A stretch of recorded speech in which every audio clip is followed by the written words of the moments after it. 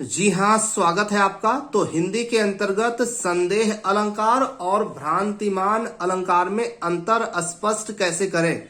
जी हाँ, यहाँ से कई बार कंफ्यूजन हो जाता है कि कहाँ पर संदेह अलंकार होगा और कहाँ पर भ्रांतिमान अलंकार होगा। तो इसमें थोड़ा ध्यान दीजिएगा। देखिए, संदेह अलंकार वहां पर होता है जैसे मुख है या चंद्र।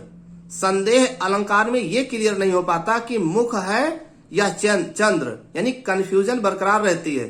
जबकि भ्रांतिमान में क्या होगा, देखिए, मुख को चंद्र समझना, यानी मुख को चंद्र समझना ये भ्रांतिमान है। जबकि मुख है या चंद्र दोनों में क्लियर नहीं हो पा रहा है तो ये आपका संदेह अलंकार होगा। ठीक है ना।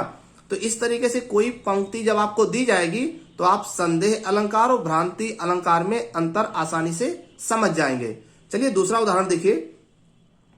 रस्सी है या सांप, तो ये संदेह अलंकार होगा क्योंकि इसमें ये नहीं क्लियर हो रहा है कि रस्सी है या सांप है। इसका भ्रांतिमान क्या होगा, देखिए, रस्सी को सांप समझना।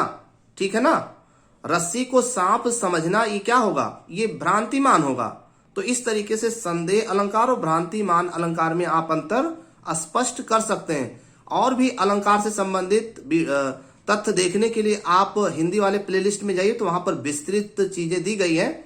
लेकिन यहाँ पर हम आपको अंतर स्पष्ट करने की कम से कम समय में आप परीक्षा में गलती ना हो, वो चीजें कॉन्सेप्ट एकदम क्लियर होना चाहिए। जैसे एक और है उदाहरण, सारी बीच नारी है कि नारी बीच सारी है। ये लाइन आपने सुना होगा। तो इसमें संदेह अलंकार इसमें क्लियर नहीं हो पा रहा।